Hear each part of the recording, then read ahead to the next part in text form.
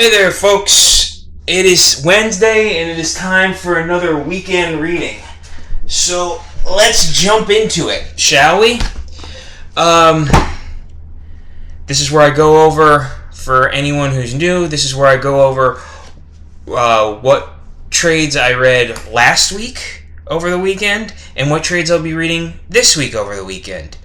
And I ask a comic book related question at the end, give my own little input on it, and wonder if anybody might actually give their input on it. We'll see. What did I read last week? You might be wondering. Last week we did Champions 1 Outlawed by L. Ewing and Eve L. Ewing and Kim Jacinto. Good read. Kicked off a nice little storyline about teenage heroes being outlawed because of the Champions fuck up and government overreach and corporate bullshit and all sorts of things. Decent read. Superman Volume 4, Mythological. This was the end of Bendis's and Ivan Reis's run, which has been a very good run. A lot of introductions, a lot of things happened here. They addressed Superman revealing his identity to the world and declaring himself the representative for the United Planets, and him he fought a couple of villains, including Mongol, some new magic villain, who he had to team up with Dr. Fate to fight, and then some weird alien who was created to potentially fight him one day, but because that fight never came, the alien became sort of a despot in his own planet. And then it just had some more down-to-earth stories with him and Lois. But good read.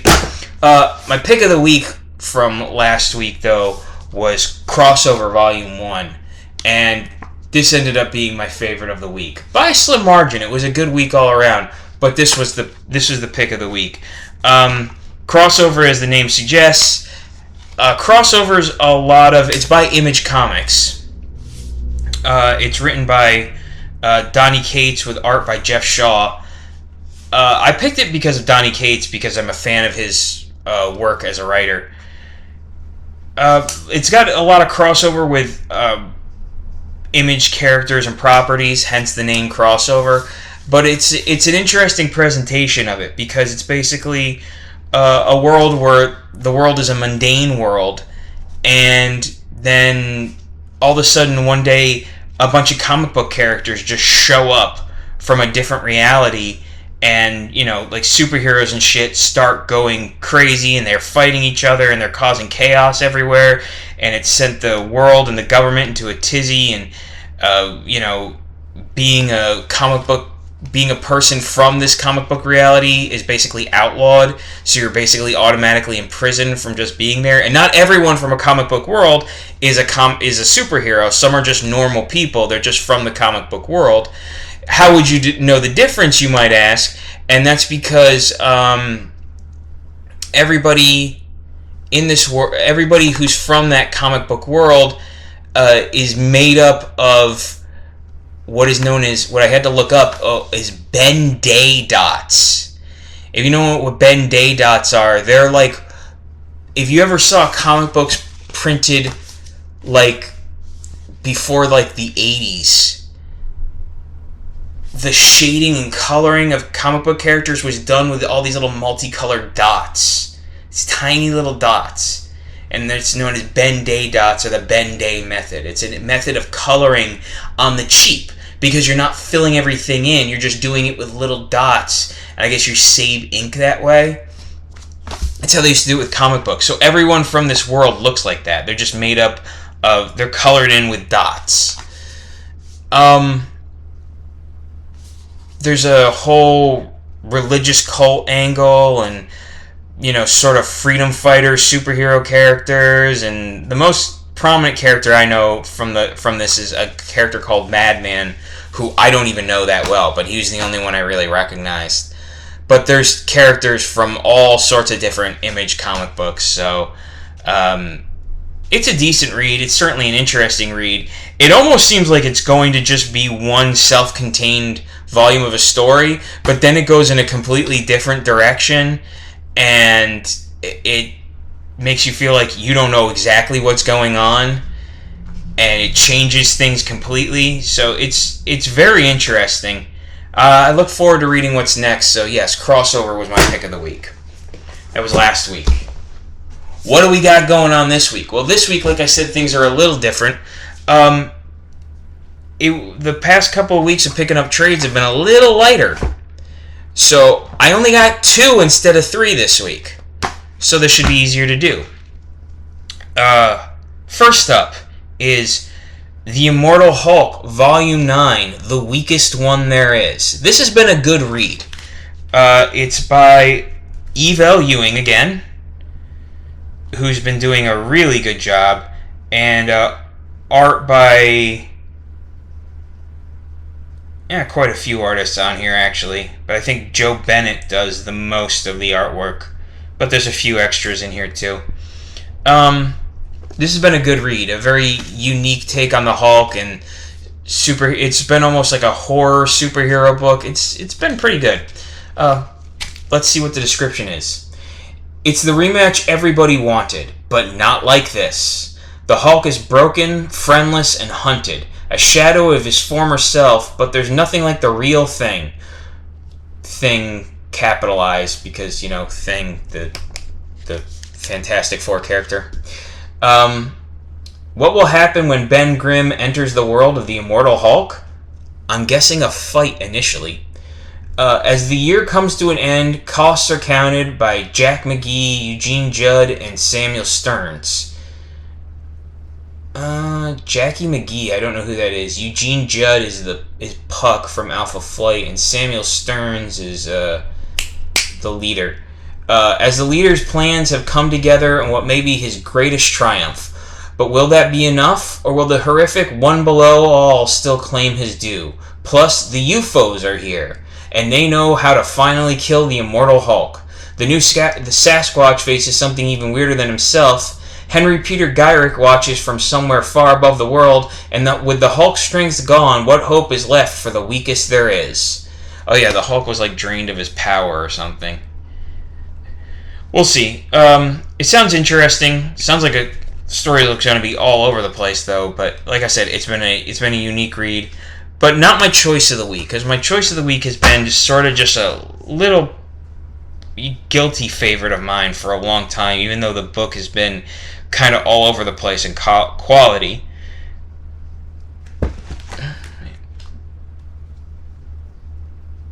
Oh no, I'm sorry. This is not Eve L. Ewing. This is Al Ewing, who does the Immortal Hulk. Speaking of Al Ewing, he's the writer on the next book too. That would be Guardians of the Galaxy, Volume 2, Here We Make Our Stand, by, like I said, Al Ewing and Marcio Takara. It's an interesting name.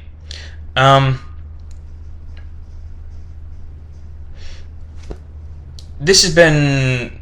The Guardians of the Galaxy can be good or bad depending on what iteration it is in, and it's jumped a little iterations, but so far the current one's not bad. Let's see what the description is. The new age of space is here.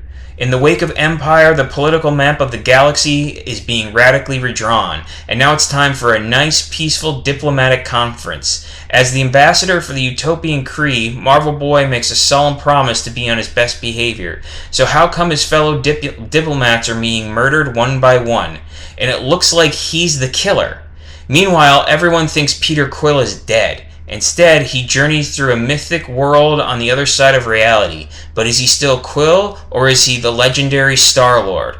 Plus, Null and his symbiote dragons target Spartax, and the Guardians cannot save it alone. And the Olympian gods return to our universe, but they're taking their exile very personally. So yeah, shit's all over the place, and it looks like Nova is going to feature prominently in this. He's not been doing super well. But, we'll see. This is my choice for pick of the week, but these both are written by the same writers, so God only knows. Now moving on, what's our question of the week this week? Well, I think I picked a doozy for my second week here. I've been reading this book called Kirby and Lee Stuff Said. I haven't finished it yet. It's kind of a long read, and it's not exactly the most enthralling read because it's presented very matter-of-factly, almost like a report, kind of like a legal argument where somebody's just presenting evidence, and it's a lot of evidence. But it's basically trying to answer the question, who really created the Marvel Universe? I'll give you a hint. The book definitely seems to be leaning towards the fact that it was Kirby. Over the years, it's been a big debate because Stan Lee obviously gets a lot of credit for creating the modern Marvel Universe from the 1960s on, basically being the real founder of it. But as people point out, every great thing he did, he either directly collaborated with Jack Kirby or was obvious Kirby's influence was involved somehow. And some people think that Kirby gets completely overlooked, and some people even go so far as to say that Kirby is the real founder of the modern Marvel Universe, and Stan Lee just took all the credit, and he doesn't really deserve any of it. So I guess my question is, who is the real mastermind of the Marvel Modern Universe? Is it Kirby? Is it Lee? Is it, Jack the King Kirby, Stan the Man Lee? Or a third option, I guess this would be like the pussy's way out, but I think it's a valid question to ask is, or is it both of them? Because I've been in the either or camp, but I really don't think, my opinion is that it's both. I really don't think the modern Marvel Universe would exist the way it is without the two of them working together. Obviously, Lee did not have the creative chops that Jack Kirby did. Just beyond an artist, Kirby was a fantastic storyteller. And he just had all these amazing ideas that he recycled over and over. And, later in life, he sued Marvel, and his family sued Marvel. He accused Stan Lee and Marvel of stealing everything from him. And he obviously didn't like Stan Lee that much when he worked with him because he felt like Lee overshadowed him. And there's a lot of truth in that. Kirby got fucked over by Marvel. Stan Lee did not. Stan Lee paid a lot of lip service to him when it was convenient, but Stan Lee was good at the business end. Better than any other comic book creator. And that's why a lot of them are bitter, because he knew the business and he knew how to play it well.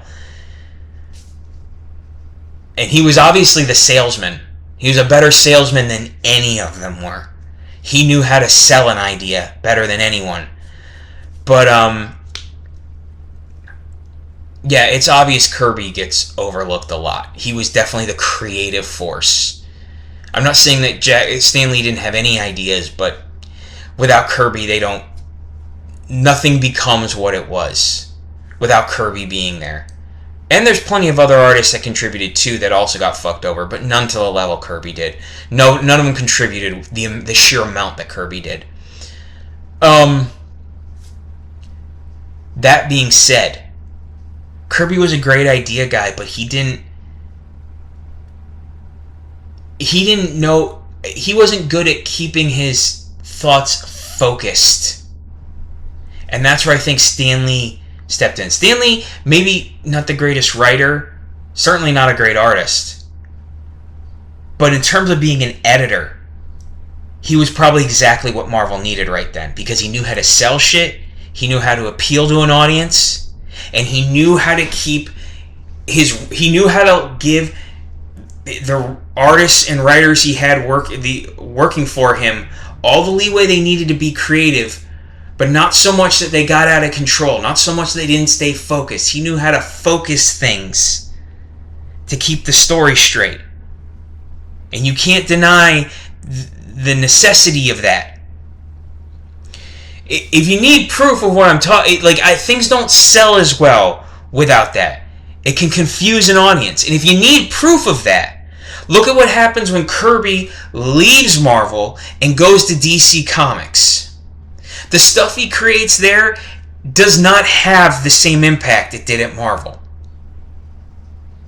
And DC let him do whatever he wanted. His art was still good. His storytelling ability was still good. So what was he lacking? He was lacking Stan Lee to rein him in and keep him on course. It's just the truth. Now, I know people say, yeah, but people still remember the New Gods and shit that he created for... Yes, they remember it, but they've never sustained a comic book for that long. Hell, they were going to make a movie out of it, and that got canceled. And yet the Eternals are getting a fucking movie. But the New Gods don't? They already introduced Darkseid in the fucking Justice League movie. I'm not saying that Kirby's ideas are fucking brilliant. But he needed somebody to help shape his stories. And that's what Stan Lee did. He was a stabilizing force that Kirby needed. So yes, while it is completely true that Stan Lee gets way too much credit publicly, and Jack Kirby definitely got fucked over on the business end, and for the appreciation he deserves publicly, where to many people in the public eye who know who Stan Lee is, probably have no idea who Jack Kirby is, or maybe only kind of know the name. But he deserves just as much credit, maybe a little more so, I'll give you that, than Stan Lee in terms of the creativity. Because it wouldn't be anything without him. But to say Lee deserves no credit, that he just stole everything, some of the ideas were his. He wasn't as good of a storyteller as Kirby, obviously, but come on. He did contribute. He did work. He did sell that shit. He was the spokesman who made the Marvel Universe what it is. So to say he deserves no credit is ridiculous. He definitely deserves some credit. So neither one is the mastermind or parent of the Marvel Universe. They're both the parents of the modern Marvel Universe. They're both the masterminds. They both put in the work. They both did their part.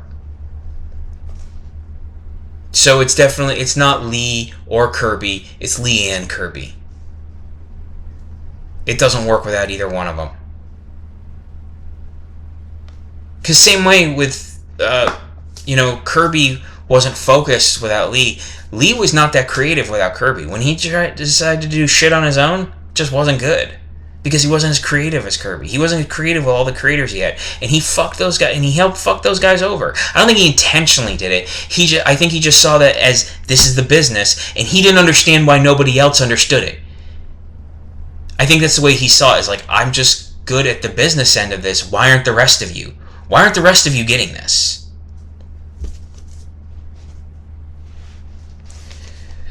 So yeah, that's my take on it. It's Lee and Kirby. Maybe some of you disagree. Maybe some of you think, hey, Stan Lee was the man in charge. It was all him running the show. Maybe some of you think Kirby was the unappreciated genius and he deserves all the credit because everything was stolen from him and he got fucked over.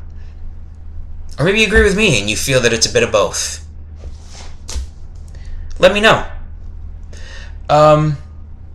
Until then, that's what I'm reading. So, enjoy your reading. I gotta think of a better fucking closing end line for this. I'll think of something. Maybe just that's what I'm reading. Let's try that. That's what I'm reading. Have a good one.